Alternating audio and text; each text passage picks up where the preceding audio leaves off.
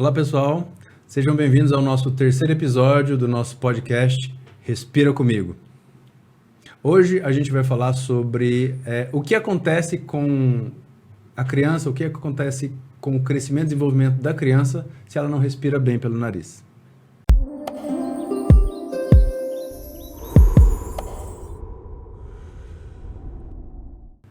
Bom, hoje a gente está aqui com o nosso primeiro convidado da noite, que é o Dr. Luiz Guilherme Loivos.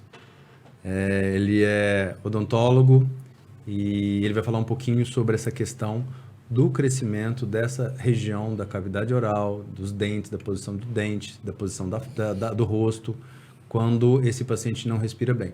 Seja bem-vindo ao nosso podcast, Dr. Luiz Guilherme. É uma honra, uma honra. E junto com a gente, estamos juntos aqui novamente com o Dr. Felipe e a doutora Rayane, que vai nos ajudar a conduzir esse episódio aqui, o terceiro episódio. Bom, vamos lá. O objetivo nosso do podcast, basicamente, é orientar as pessoas quanto à respiração, quanto à questão de qualidade de vida desses pacientes, desde criancinha até adulto e idoso. O nosso episódio hoje vai ser direcionado basicamente nessa questão das crianças, do que pode acontecer com essas crianças se elas não respirarem direito. O que é respirar direito? Respirar direito é respirar pelo nariz, né? Luiz Guilherme, conta pra gente o que acontece lá no teu consultório com essas criancinhas que chegam lá e você, sem a mãe falar nada, você pede para essa criancinha abrir a boca e você detecta que tem algum problema de respiração pelo nariz nessas crianças. O que esse paciente tem de corroborativo para você perceber isso? Eu acho que algumas crianças a gente já vê uma olheira, você vê um aspecto cansado, a criança já chega na clínica com aquela carinha meio assim, meio caidinha e pergunta se respira pela boca. Alguns pais não sabem dizer com certeza, mas a maioria delas, depois que a gente vai ver, respira pela boca. Algumas vão tendo o não selamento labial, eles vão ficando com a boquinha aberta e por uma necessidade, porque o nariz já não está respirando tão bem. E essa boca aberta também cria algumas questões que você não coloca a língua, né? A língua, ela fica lá, então vai vendo um estreitamento, a criança vai ficando com o rosto mais alongado. Algumas alterações que, é claro, você vai detectar no longo prazo. Algumas crianças mais velhas já vão apresentar.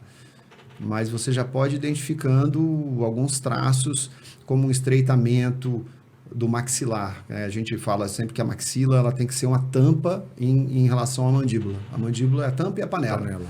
E aí, quando você já vê que essa tampa está estreita, meio que igual à panela, ou até cruzando, né? Você vê que a panela está maior que a tampa, a gente já alerta que você já está com uma alteração nos arcos dentários, você já está com alteração bucal.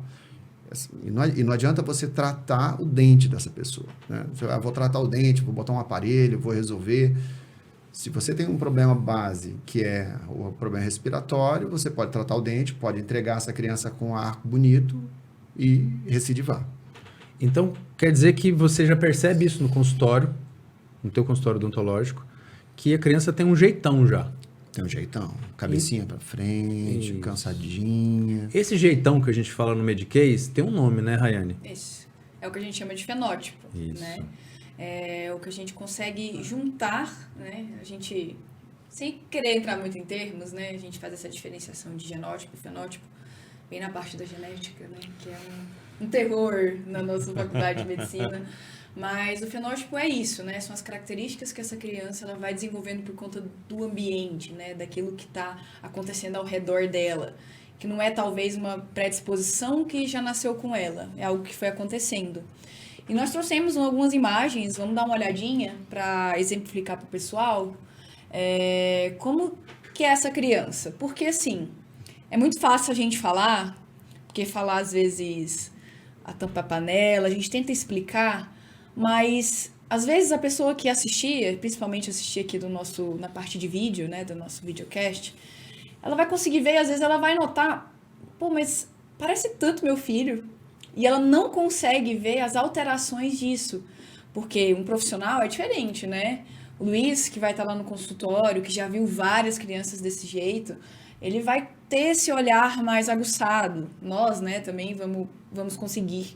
Mas e a mãe que tá lá em casa, que a gente tá falando da boquinha aberta, que às vezes é bonitinho, parece que a criança tá... A gente fala da boca entreaberta, do queixinho mais para trás, fala, não, mas parece que é um charminho da criança. E às vezes não é, né? Exatamente. Às vezes é uma coisa que tá na cara, é um sinal que tá ali. Tá literalmente na cara, né? Tá literalmente na cara. E a gente não consegue identificar. Então aqui nessa primeira imagem, a gente tem 2 imagens da mesma criança, né? E para quem não tá conseguindo ver porque tá só escutando o áudio, a gente está exemplificando aqui essas alterações que a gente tinha falado, né? Para quem só está escutando o áudio, chega em casa, Isso. entra na nossa plataforma, siga a gente nas nossas redes sociais, Exatamente. entra no YouTube, veja isso direitinho que vocês vão ver e entender e vão ver, o meu vizinho é de jeito. Continua, doutora. Exatamente.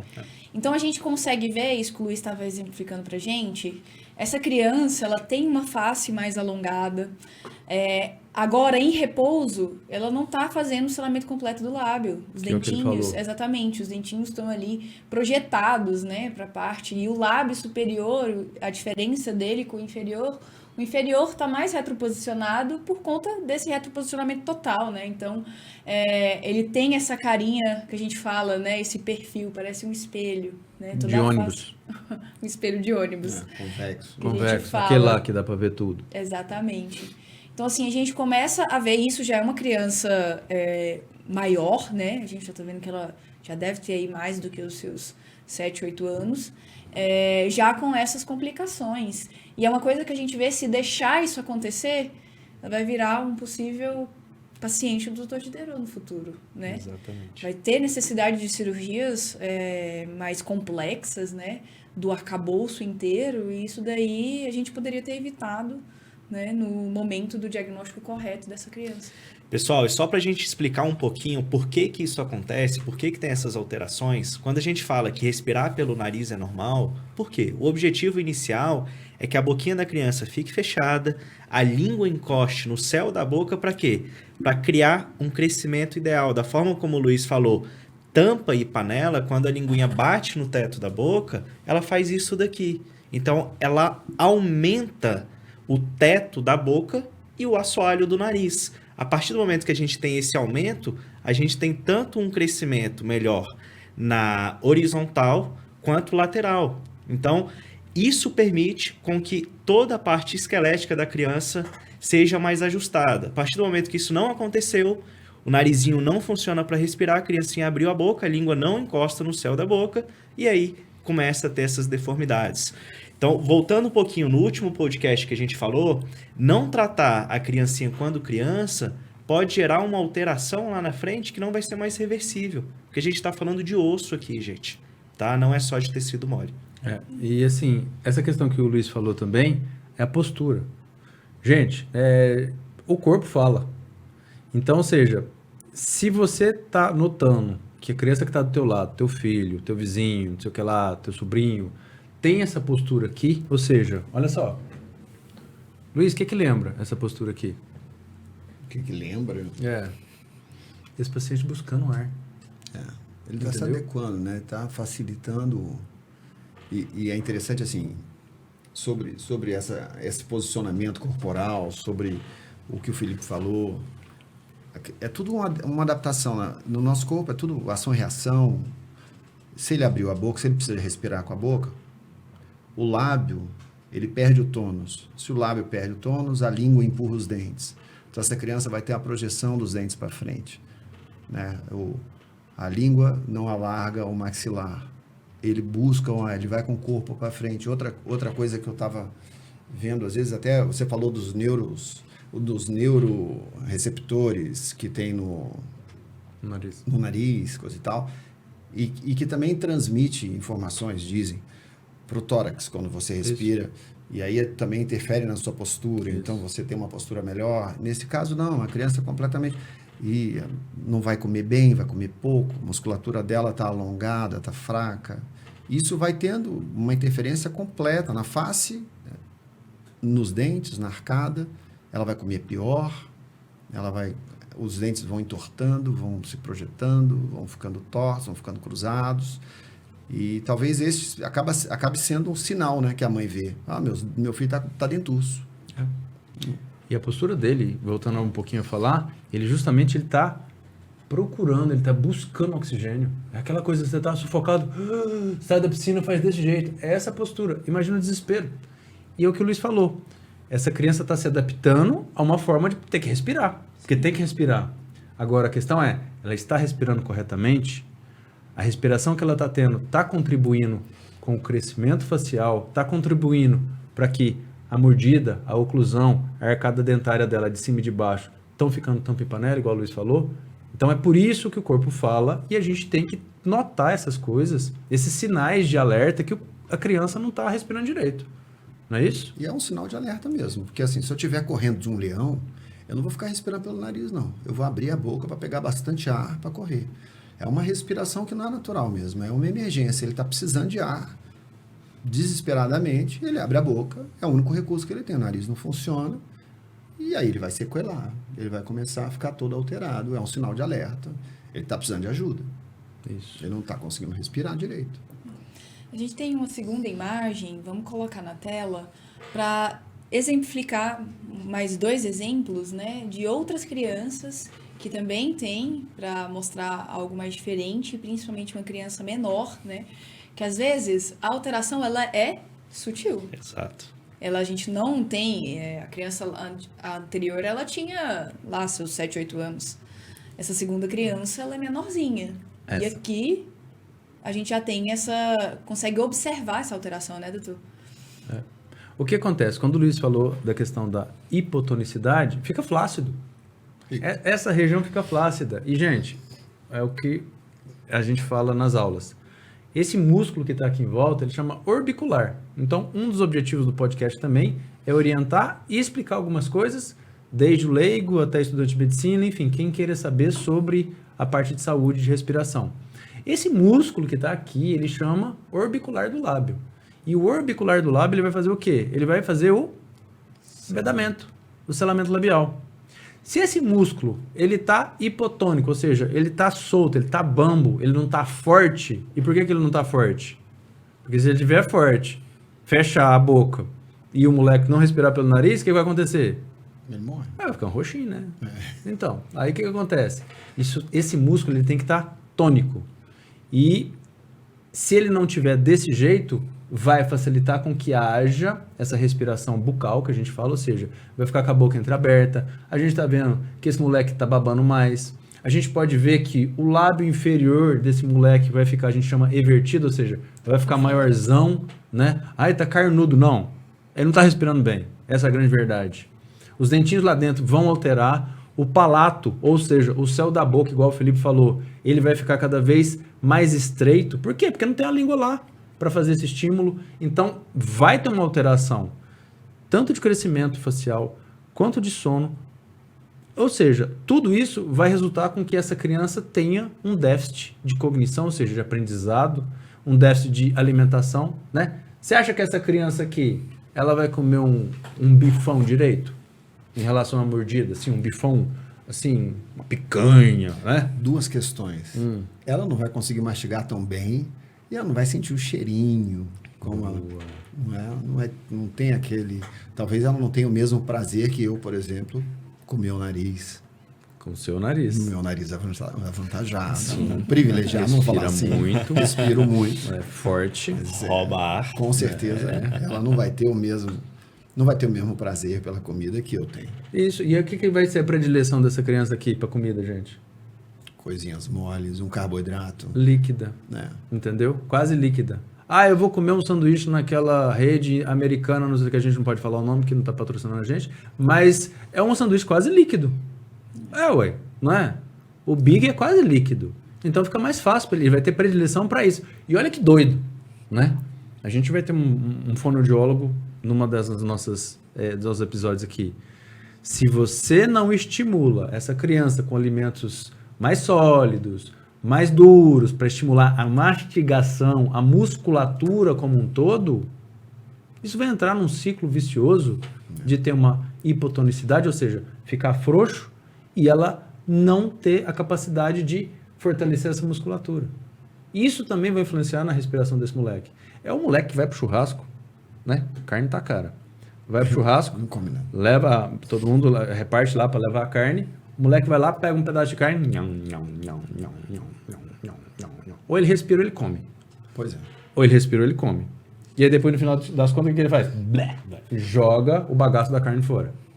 Então, sobre isso aqui a gente já... O que mais que eu tinha que falar aqui, Rayane? Não, acho que... Sobre o aspecto aqui. Vale a pena a gente frisar que tudo a gente está falando um global da criança, né? E na maioria das vezes, a gente está falando dessas complicações, né? A criança vai tendo...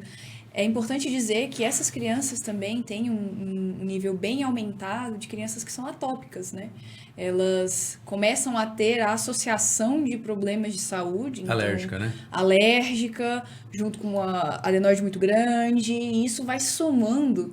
Então, outras coisas que a gente consegue observar nessa criança, principalmente na primeira imagem, ela tem duas coisas que nós chamamos que fazem parte, né, do fenótipo alérgico. Então, ela tem as linhas que a gente chama de linhas de Denny-Morgan, que são essas linhas infrapapilbais, né, que o doutor está mostrando ali. E, às vezes, nessa criança não tem, mas ela vai ter o que a gente chama de saudação do alérgico, que é a marquinha que faz em cima da pontinha do nariz, por conta de ficar coçando, né? Então, assim, isso pode, junto, né, as coisas vão se sobrepondo e vão piorando o quadro dessa criança, que eu não sei se vocês já perceberam, começa a virar uma coisa de sobrevivência, né? Exatamente. Não tem mais uma certa qualidade, é mais algo que ela está tentando sobreviver. E uma coisa que eu já queria puxar, eu estava pensando, o Luiz falando aqui, esses dias eu peguei no meu consultório, né, uma criança que veio encaminhada de uma dentista que observou essas coisas, que ia começar o tratamento ortodôntico da criança, né, e tentar melhorar ali a mordida, e pediu uma avaliação. Como que funciona, assim, normalmente na sua prática? Vocês tendem a fazer algum tipo de intervenção antes, ou manda para o colega para a gente poder fazer o diagnóstico e só depois da cirurgia tentar fazer algum tipo de procedimento, ou dá para ser feito algo concomitante? Como é que é, mais ou menos? Então, olha, eu normalmente encaminho pro otorrino, porque eu acho que o diagnóstico do respirador bucal, quem pode bater o martelo de fato é o otorrino com todos os exames. Assim, a gente não tem, a gente pode achar, a gente pode suspeitar, mas o martelo mesmo, quem bate é o otorrino. Então, se você quiser, de fato, oferecer alguma coisa que seja reversível, que você consiga resolver o problema do paciente, vou botar aparelho no paciente, eu vou virar essa página, ele vai melhorar, vou conseguir expandir o palato dele. E isso, inclusive, se você consegue um resultado melhor se o otorrino entrar. Uhum. Então, se o paciente, de fato, for um respirador bucal e for diagnosticado pelo otorrino, e ele faz uma intervenção, ele faz uma remoção da adenoide, aquela coisa toda, você pode já começar a ter a própria respiração do paciente já começa a agir da forma contrária. Do mesmo jeito que a não respiração piorou o quadro, a respiração começa a facilitar, a melhorar todo o perfil do paciente. Então, você tem isso como adjuvante do seu tratamento. Às vezes não vai ter que fazer tantas intervenções e mudanças por conta da ajuda, né? Exato. Da respiração. Você trabalhar sozinho é muito complicado, né? Então, assim, você consegue resolver o caso todo sozinho? Consegue. Eu vou botar um aparelho, vou expandir, vou fazer, conseguir resolver tudo. Mas eu não resolvi o problema lá atrás, não é estável. Não vai ficar estável, né? E aí o paciente vai voltar, quer dizer, se você tiver uma boa relação com o paciente, ele volta para você. Sim. Ou não. E desculpa te interromper. Essas criancinhas, elas têm uma tendência, por exemplo, por estar respirando pela boca, a um número aumentado de cáries? Sim, você tem um ressecamento. E aí você tem, por exemplo, eu tenho pacientes que eu faço, tem o caso de uma paciente que eu fiz uma cirurgia nela, gengival, por exemplo, e ela era uma paciente que respirava pela boca.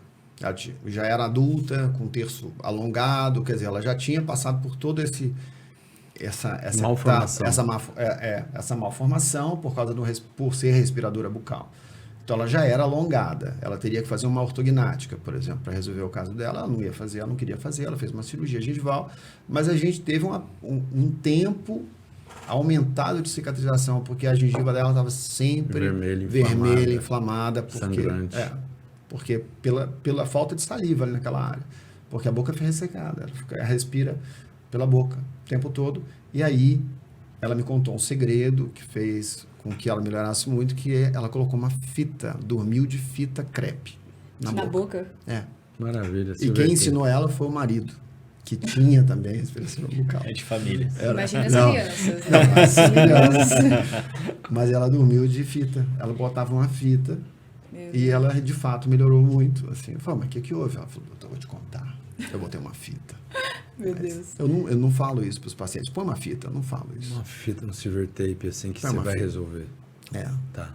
Mas eu acho que existem. Os americanos já inventaram isso, né? Existe, eu já vi uma fita que sela, tenta fazer esse selamento da boca durante a noite, né? Eu acho que talvez seja mais fácil para a pessoa, né? Entre aspas, resolver o problema. É porque a gente está lidando com uma sequela, né? Sim. E aí é a questão do paciente que já está... Você identificou a criança pequena, vamos lá, tá com um problema, está respirando pela boca. Como é que eu sei? Respira pela boca. Está respirando pela boca? Está respirando pela boca. Então pronto, vamos levar ele no médico. Vamos botar ele. Está certo a respirar pela boca? Não. Ele está correndo? Está fugindo de alguém? Não. Então, está dormindo lá, boca aberta. Então pronto, vamos ver isso. A questão que eu sempre falo lá no consultório, e o nosso mote principal é respiração, dormir bem. A mãe tem esse... E assim, existe um certo receio, a gente vai falar um pouquinho sobre procedimento cirúrgico, tudo, de fazer uma cirurgia nesses pacientes. Meu filho é muito novo, tudo, esperar crescer. E às vezes alguns colegas falam, não, espera crescer que isso melhora. Não, espera crescer, não. Até... Porque a adenoide, ela pode crescer até os 9, 10 anos de idade. Isso melhora depois disso. A custa de quê, né? Pô. E a Mas a custa de consequência? Exatamente. Você E pega... assim, não é que a adenoide diminua, mas a gente tem a caixa craniana crescendo. Aquilo que a gente falou no primeiro episódio. Volta lá no primeiro episódio para ver se vocês não estão lembrando.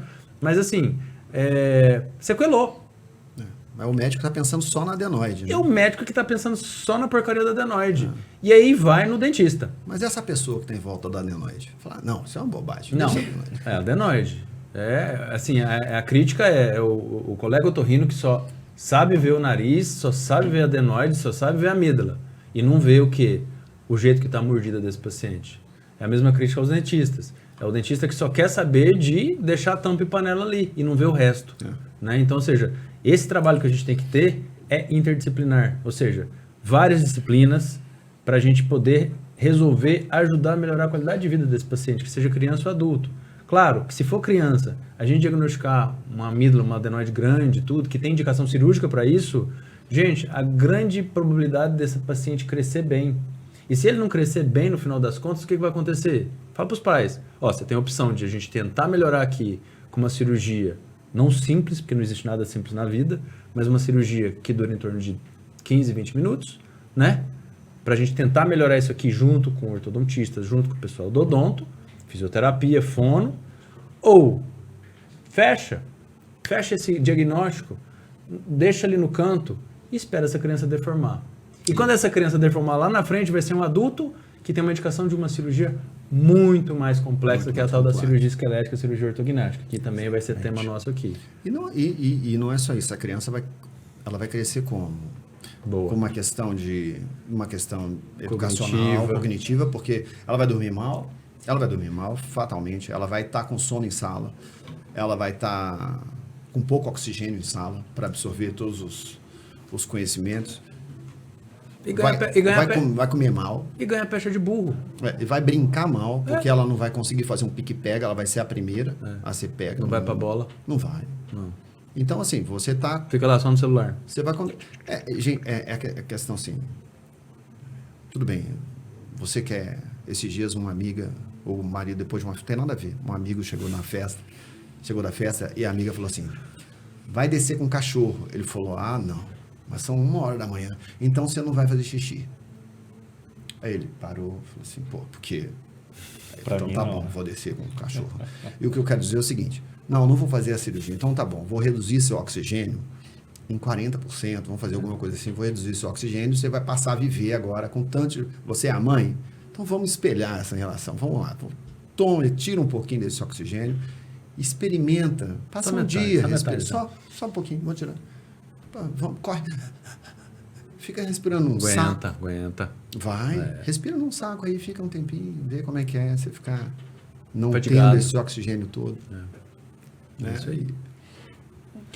Nós temos a imagem aqui, Boa. queria mostrar pra gente continuar conversando com o Luiz. Pode passar pra próxima? Aqui a gente tem, né, algumas alterações que ele tinha comentado. O que os meninos tinham falado da questão do Paulo Todival, né? Essa é que é a forma, né? Não sei se a gente conseguiu exemplificar, mas trazendo na imagem. Bem fundão. Exatamente.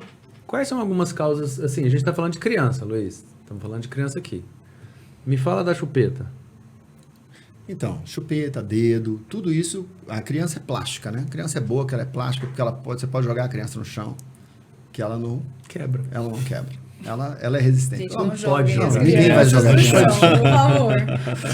Brincadeira. Eu tinha prometido que eu não ia falar isso. Mas e essa é a vantagem da plasticidade da criança, ela cair e não sofrer um trauma como a gente cai e se quebra todo. A criança tem essa flexibilidade. Só que é uma flexibilidade que também faz com que você gere estímulos contínuos, você vai causando uma deformação.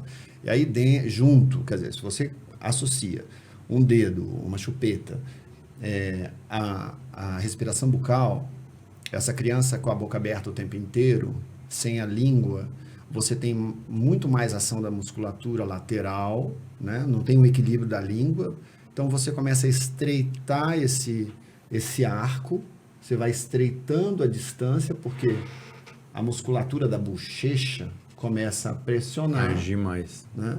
E aí você vai ficar com esse palato fundo. Se ele não ficar realmente profundo, ele fica com aspecto fundo, porque ele é muito estreito. E aí ele vai ficando com essa... E aí é quando a gente fala que a tampa fica menor do que a panela, porque ele cruza, né? Ele fica É a nossa menor. próxima imagem, pode colocar, Ari. O que você fala dessa imagem aí? E aí você associa com outro hábito, que é talvez um dedo. Aí provavelmente um dedo. 2 às vezes. É. Tem aquela criança que fica assim, ó, quase querendo apitar, né? Você Pois fica é, olhando pra ela e acha, assovio. que hora que vai apitar? Vai assoviar assoviar. essa coisa aqui. Então, lá em casa, a minha filha tinha o hábito de chupar chupeta. Não é possível. É possível, porque a minha filha ela demorava demais para dormir, era desesperador. Eu imagino. Ela acordava à noite, então eu arreguei, eu sou um fraco. Então eu dei chupeta para ela. Dorme, por favor. Né? Foi um pouco isso. E ela viciou, né? Claro, ela viciou na chupeta. E aos 3 anos, ela não estava desse jeito, mas ela já estava com a mordida aberta. E é a questão dos estímulos, né? Você coloca um estímulo contínuo, ela estava sempre com aquela pepeta, né? Aquela coisa. Um dia o coelhinho da Páscoa foi lá, levou a chupeta embora. Mas a verdade é que... E como ela tinha 3 anos quando o coelhinho da Páscoa levou a chupeta, ela volta a ter a ação dos lábios, né? Da tonicidade muscular, e ela não era uma respiradora bucal. E aí, no caso, a ação labial devolveu o perfil normal, o dente voltou, ainda estava a tempo. Ela ainda tinha, quer dizer, a precocidade facilitou isso, a plasticidade dessa criança ainda muito macia, muito gostosa, né? Ela foi devolvendo. Mas essa se você associa, então, um hábito ainda a um problema de respiração bucal, só o hábito já é um problema. Se você junta um outro, aí lascou. Você não acha, assim, que a fada do dente, ao invés de pegar o dente, né? Ela não poderia pegar a chupeta e deixar um negocinho ali? Acho que é um recurso. Na época, a fada do dente... Esperou até a Páscoa. Não, é porque a fada do chegou dente a pode Páscoa. vir. Sabe por quê? A fada do dente, ela pode vir. Mas, assim, o coelhinho da Páscoa deixou um chocolate. Chocolatão. Quesovo, grande. Ela chorou, depois que acabou o chocolate, ela chorou 3 dias por causa da pepeta. Entendi. Mas passou. Passou. E isso é interessante que a gente fale, porque às vezes a gente quer proteger a criança, a gente está ali protegendo, e esse trauma que eu ofereci, que foi tirar a pepeta dela, foi a melhor coisa que eu, como dentista, inclusive, mas que eu podia fazer. Tirei uma bengala dela, tirei um monte de coisa e ela melhorou. Ela poderia estar pior, né? Uma escolha, uma atenção exagerada minha ia causar um dano para ela. Sim. Né? Então, às vezes, a gente faz até um gancho. Às vezes, a mãe querendo poupar a criança de um sofrimento, de uma cirurgia. Ai, tadinho, não vou fazer, coisa e tal. você pode estar fazendo com que essa criança futuramente tenha um dano muito maior, tenha uma repercussão muito pior. Você falou sobre as complicações orais, basicamente, né? Basicamente. Felipe, o que você orientaria sobre a questão de complicações metabólicas? Perfeito. Isso é muito importante a gente citar, gente. Por quê? A partir do momento que essa criancinha está tendo muita dificuldade para poder respirar, para poder dormir, eventualmente ela vai ter uma liberação de hormônios alteradas. Então, a gente já citou um pouquinho, falou do GH, que é um hormônio que normalmente é liberado em estágios mais profundos do sono e que vão estimular o crescimento da criança. Outros hormônios que podem estar relacionados, cortisol é o hormônio do estresse. Se aquela criança tem muita apneia ao longo da noite, é uma criança que vai ficar um pouquinho mais desgastada, um pouquinho mais estressada, ela vai liberar mais cortisol, isso pode alterar a regulação de vários órgãos e principalmente gerar mais estresse. Então, pode acumular mais tecido adiposo. Tem um outro hormônio que é muito interessante, que poucos falam, que é a leptina. É o hormônio da saciedade, né? Já foi provado em vários estudos que quando essas crianças dormem mal, isso vale para criança, vale para adulto também, que quando dorme mal, libera menos leptina, a criança tem mais apetite. Aí a gente abre um caminhozinho para a obesidade. A criancinha fica cansada, não tem disposição, não vai querer fazer exercício físico, vai comer mais. A gente começa a perceber que lá na frente pode ter um obeso, eventualmente uma criança, um adulto que não conseguiu encontrar a profissão, não conseguiu passar no vestibular. Por quê? Por causa de um cansaço, por causa de uma noite mal dormida, por causa de uma cronicidade. Então, é importante, e aí eu levanto para perguntar para a doutora Rayane, quando que vale a pena a gente fazer essa cirurgia? Deve esperar numa criança quando tem uma hipertrofia de adenoide, um aumento de amígdala?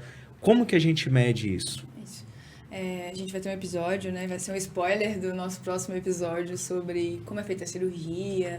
Mas assim, uma coisa que a gente tinha discutido no episódio anterior, e aí vale a pena a gente trazer de novo para cá, é que além das indicações que existem, né? A gente sempre tem que lembrar, é muito importante que a medicina tenha isso, né? Para que a gente também não saia fazendo cirurgia à torta direito, um pai que, por exemplo, a gente deu o exemplo da criança que chega com 50%, mas às vezes chega com aquelas adenoides limítrofes que estão ali, né, que a gente não sabe, que tá meio grande, e a criança quase não tem nenhum sintoma. Então, tem que ser uma medicina guiada, e os critérios de indicação, elas servem para nos basear, né?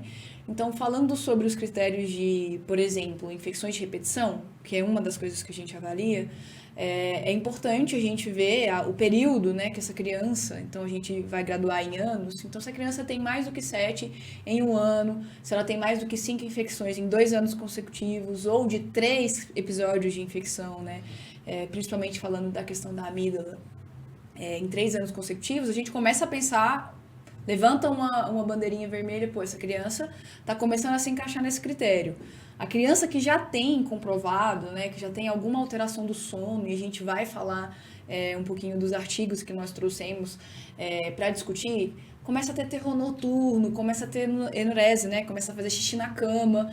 Além dessa questão das alterações dos hábitos, a gente começa a levantar outra bandeira vermelha, né, tipo, tá começando a ter. A criança que tem apneia obstrutiva do sono, e aí, assim, como é muito comum na sua prática, né? Às vezes a gente consegue fazer o exame na criança, a gente consegue fazer o diagnóstico preciso da apneia do sono em criança, que é muito importante, porque isso já vai ser um indicativo de fazer. Essa criança você precisa desentupir, né? Você precisa tirar tudo para que esse ar chegue e esse oxigênio chegue nesses tecidos que são tão primordiais. E a questão metabólica é muito importante. A gente está dentro de uma epidemia, né?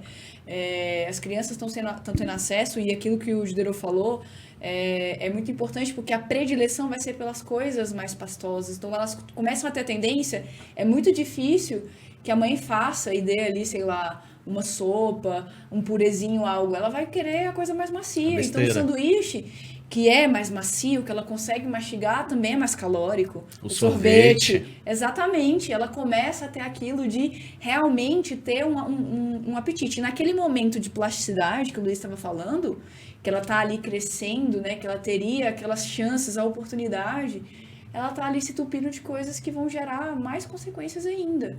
Então, junta, né, com toda a industrialização, né, com tudo que a gente tem contato, com as propagandas que vão pegar mesmo na criança, né? Que vão gerar aquele estímulo dela querer aquilo, junta com os hormônios que não estão ajudando. Então, a gente está dando ali de sopa para que ela vire um adulto obeso. Exato. E aí, uma coisa que a gente traz também, que é novidade, que a gente vai discutir, é a questão neurológica, né?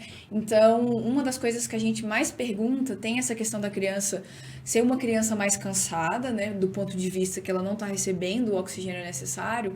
Mas a gente também pergunta para os pais, dentro do consultório, essa criança é uma criança agitada? Assim, ela fica quieta, ela brinca, ou ela é aquela criança que quebra tudo, que chega no consultório, que quebra, que quer conversar, que quer... Porque isso é um sinal também da criança ser uma criança com um problema respiratório.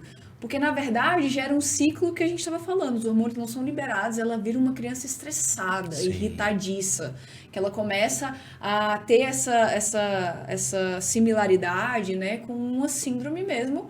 E aí a gente trouxe alguns artigos, que o pessoal pode até colocar na tela, que trazem realmente a associação, a associação que a gente tem de crianças que têm transtorno do déficit de atenção e hiperatividade, o TDAH, com hipertrofia de tecido adenoidiano e amigdaliano, enfim. Então, assim, a gente começa a ter algo que é super novo dentro da medicina. Então, será que essas crianças, elas estão tendo diagnóstico de TDAH porque elas não estão respirando bem, não estão dormindo bem, porque elas têm uma síndrome ali que a gente fala de uma hipertrofia de adenoide, ou realmente elas estão tendo o diagnóstico correto? E isso que esses artigos trazem, e aí fica muito importante da gente discutir isso, porque os 2 artigos que nós trouxemos, eles fazem essa comparação das crianças que fizeram o tratamento e houve uma melhora do padrão da atenção na escola, do sono, viraram crianças mais tranquilas, mais calmas. Sim. E o outro traz da questão da associação que a gente teve, né, de crianças que tinham diagnóstico e qual dessas crianças que já tinham diagnóstico de TDAH, quais delas, né, um estudo retrospectivo, elas já tiveram um diagnóstico, quais delas que tinham hipertrofia de adenoide e amígdala. E a gente viu que um percentual muito alto dessas crianças tinham, né, já tinham um diagnóstico posterior e tinham essas alterações. Então, muitas vezes, uma criança chega, vai tomar uma medicação que tem vários efeitos adversos, Sim. tem ali quase que uma sentença de TDAH, vai levar isso pro resto da vida e, na verdade, o problema era uma adenoide lá atrás. Sim. Não que a gente esteja falando que todas as crianças, né, e vale aqui dizer, Exato. né, nós temos vários amigos pediatras que podem estar nos assistindo, não é uma coisa que é diretamente proporcional, né? A gente só está levantando aqui algo para a gente sempre pensar, e esse podcast também é para profissionais de saúde, para Sim. médicos, para fonoaudiólogos, terapeutas ocupacionais que trabalham com essas crianças. Tenham atentos e deixem a semente também no pai para que procure. Porque se ele começar a notar, a criança já tem um diagnóstico, ela está acompanhando, ela está tratando isso, está tomando a medicação, está fazendo terapia ocupacional, está na psicóloga, psicoterapeuta, enfim, está fazendo todo o tratamento preconizado para aquilo. Porém, ela tem os sinais, e às vezes o pai está tão focado, porque realmente é um diagnóstico que a gente precisa ter uma estrutura familiar. Então não é Exato, fácil, preocupante. né? É preocupante. Então eles focam muito na questão neurológica. Então a criança ela tem um diagnóstico disso, mas e se ela tiver também os outros sinais que nós passamos, né, esses últimos 2 episódios conversando aqui? Às vezes a gente consegue melhorar até, ela pode até ter o diagnóstico, mas a gente consegue melhorar o sono, melhorar a adesão ao tratamento, diminuir a dose da medicação, conseguir fazer com que essa criança desenvolva melhor e às vezes gerar menos consequências como um adulto. Porque aqui no final a gente está dizendo que se a gente tiver uma criança que vai ser tratada, identificada corretamente, a gente vai diminuir a chance, vai fazer com que ela seja um adulto que tenha um trabalho melhor, que tenha um emprego melhor, que faça uma faculdade, que se desenvolva plenamente, né? É isso que a gente quer, é isso que nós tivemos, as oportunidades, e a gente quer que as nossas crianças, os nossos pacientes tenham também. Perfeito. Diderot, e alteração na fala? Pode ter? Essas crianças que têm uma alteração esquelética? Pode ter alteração na fala.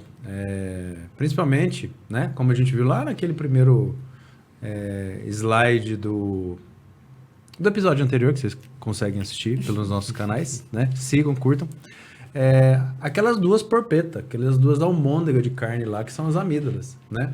E aí, às vezes, a gente tem indicação de cirurgia, faz a cirurgia no moleque, e aí a mãe fala assim, doutor, A voz do meu filho mudou. Mas muda mesmo. A gente acabou de tirar 2 batatas que tinha na boca. O Bulaco falava sempre do outro sul, né? Se o Felipe tiver, o nosso amigo fonoaudiólogo estiver assistindo a gente, ele vai ficar pé da vida comigo, porque, de novo, eu estou questionando as outras pessoas. Mas, enfim, essa criança ela vai ficar com a voz mais abafada, né? E isso tudo, a cirurgia volta para uma voz que realmente era da criança antes, né? Mas o que está atrapalhando ali são 2 almôndegas na boca. Então, ou seja, existe cursar com alteração da fala, sim. E o palato ogival também atrapalha. Às Também, vezes. porque é uma caixa de ressonância. Gente, imagina que a gente tem uma caixa de ressonância aqui. E a voz, ela não é produzida lá nas nossas pregas vocais. Pregas vocais, né? Cordas vocais. O ar passa por ali, mas vai fazer uma ressonância nessa região. Por isso que quando a gente, abrindo um adendo, a gente está gripado, fica com a voz anasalada. Fica com uma voz diferente. Porque o ar não está saindo nessa proporção. Entendeu? Mas voltando um pouquinho. Em relação aos artigos, na nossa época, né, Luiz? Os nossos pais, né? Como eram os nossos pais. Hoje já tá preso. Fácil. Preso. Porque se tivesse agitado naquela época, dando birra, né? A gente não podia nem cair no chão. Eu nunca caí no chão para dar birra. Eu também. Porque o que acontecia? Eles achavam, o diagnóstico dos pais era que a gente estava com o capeta no couro. E o que acontecia? Batia muito, né? Então, essa vivência, essas crianças não têm hoje em dia disso. Não tem. Né? Poxa. Mas é importante justamente isso que os meninos falaram, que hoje em dia está tudo se rotulando. Hoje em dia ninguém pensa fora um pouquinho da caixinha e ninguém, aquilo que a gente voltou a falar, ninguém vê o paciente como um todo, né? Sim. A grande maioria das pessoas querem fazer um rótulo, você tem isso, você tem TTH, você tem TOD, você tem tudo para fazer medicação. E os artigos que a gente trouxe aqui, né? Coloca na tela pra gente ali, Ari. Justamente falando, e esse é um dos motivos do nosso podcast, falando de pesquisas, de ciência, de revistas conceituadas, falando do assunto. Não é um achismo nosso aqui. Aqui a gente não está para achar nada, a gente está para informar de uma forma adequada e mais descontraída. Mas foram 2 artigos que a gente pesquisou, não foi? Esse aqui, resumo para o pessoal. Esse daí ele vai falar sobre o efeito, né? As crianças já tinham o diagnóstico de TDAH ou algum tipo de déficit de atenção. E elas foram submetidas, né? No caso, as crianças que tinham indicação. E aí eles fizeram uma avaliação e viram que eles tiveram um aumento da atenção na sala de aula, né? Foi um estudo grande, com um N até grande, de acordo junto com os professores, com as pessoas que trabalhavam ao redor dessa criança. E eles observaram que isso teve um adequado, uma melhora, né, da atenção das crianças na escola. E o outro artigo, Próximo, Ari. pode passar? O próximo. Isso. Eles fizeram, né, uma associação de crianças que tinham, né, síndrome da apneia obstrutiva do sono, e no caso, elas não tinham só hipertrofia, né, hipertrofia só da adenoide ou da amígdala, elas já tinham um diagnóstico de apneia obstrutiva do sono. E eles viram, né, dividiram essas crianças e observaram quantas dessas tinham déficit de atenção. Então era meio que o contrário. Sim. E aí a gente conseguiu observar que a maioria delas tinham algum tipo de déficit de atenção e que depois de submetidas a algum procedimento cirúrgico, diminuição que teve, né, dos indicadores do diagnóstico. Então, assim, é muito importante a gente ter isso em mente, né, e o que isso vai trazer na nossa prática diária. Antigamente, eu acho que não era tão falado sobre isso, igual você falou, né, as crianças só eram mesmo diagnosticadas como birrenta, enfim. Couro, tudo isso. E hoje em dia a gente tem que pensar nisso também, né? Não tem jeito. A gente tem que estar atualizado junto com os... Eu não consigo imaginar como assim. Se você pega 2 salas e põe 5 crianças em cada sala, em uma você reduz a quantidade de oxigênio. Não é óbvio que uma sala vai se desenvolver mais do que outra? Sim. Que essas crianças vão se desenvolver mais do que outra? Isso é tão óbvio, é tão claro. Se eu reduzir o oxigênio, essas crianças vão ter algum déficit. Ah, não, mas as outras se desenvolveram mais. O que hoje a gente está descobrindo, assim, e a gente está discutindo é isso, é privação. E por isso que eu acho que a principal pergunta que a gente tem que perguntar, e todos os profissionais e quem está perto dessas crianças, porque o foco hoje é criança, ela respira bem? Porque se ela não respirar bem, pode acontecer essa cortina de fumaça, que é a agitação, que é a irritabilidade, que é a falta de concentração, e que uma pergunta mais inicial, mais básica, ela respira bem? Ela dorme bem? Então, eu acho que isso tem que ter realmente no armamentário de questões do colega, do médico, do pessoal que está da família em volta, ou seja, as pessoas que acompanham essa família, tá? Bom, fala, Felipe. Eu acho que é isso, e não só dos profissionais da saúde, mas para o papai, para a mamãe, para a avó que talvez esteja assistindo. Como a gente falou, uma alteração de fala, um lábio um pouquinho invertido, um queixo um pouquinho para frente buscando oxigênio, são coisas singelas, gente. Hoje a gente está passando por um momento que tem muito diagnóstico, mas eventualmente a gente não está descobrindo a causa que está gerando esse diagnóstico.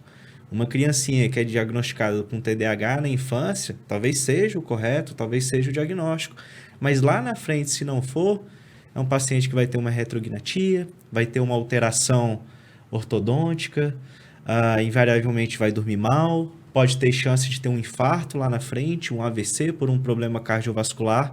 Então, é algo que pode ser muito maior. Vamos nos atentar a coisas simples, né? Tá no simples, tá no mais fácil, na privação. É isso aí, né? É importante levantar as bandeiras e entender, por isso que a gente trouxe as imagens, né? Para que o pessoal que está assistindo a gente aqui consiga ter essa noção de que a gente pode ter uma criança que às vezes tem muitos sinais, outras crianças que não vão ter sinal quase nenhum, que a gente vai ser muito tênue, né? Que a gente vai ter algumas alterações.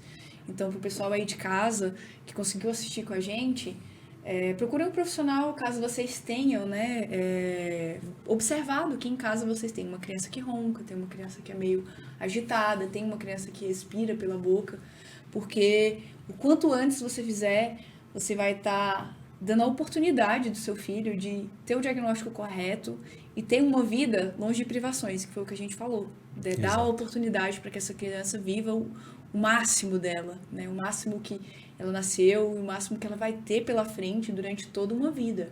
Então, é qualidade de vida, acima de tudo, né? É um dos objetivos do nosso podcast. Inclusive, o link desses artigos científicos vai estar no descritivo do vídeo, tá bom, pessoal? Quem quiser baixar tudo, se não conseguir baixar, fala com a gente, que a gente dá um jeito de mandar, tudo mais. E vamos encerrar sobre o que a gente conversou hoje. Você tem alguma consideração final para fazer, doutor Luiz Guilherme? Só quero agradecer, adorei participar aqui com vocês. Nosso primeiro convidado de honra. Olha só, um grande a honra é amigo. minha. Muito feliz em ter o Luiz, né? Um colega de trabalho. Eu adorei estar aqui. Você sentiu à vontade? Eu respiro muito bem. Respira comigo. Eu tenho um nariz ótimo. É maravilhoso. Chega em todo lugar. Primeiro do que tudo, né? Chega antes em todo lugar. Chego antes. Felipe, consideração final? Pessoal, mais uma vez, obrigado por todos estarem aqui acompanhando a gente. O nosso objetivo é trazer mais informação, é trazer mais conhecimento. Então, vamos continuar essa jornada, vamos continuar essa série, que a gente tem muito para poder aprender. Tanto vocês com a gente, quanto a gente com vocês. Rayane? É isso aí, acho que a gente falou bastante, estou muito feliz de ter o Luiz aqui com a gente.